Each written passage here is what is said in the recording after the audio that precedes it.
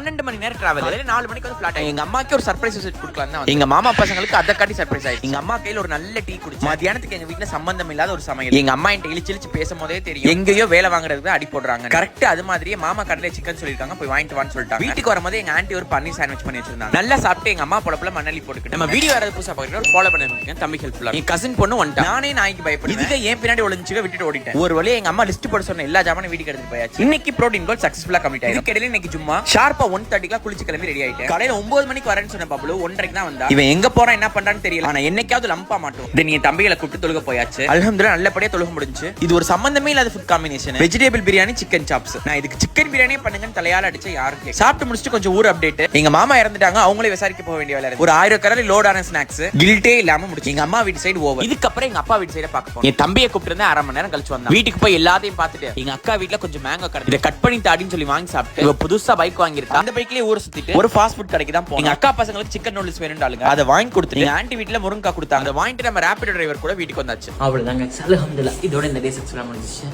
By by.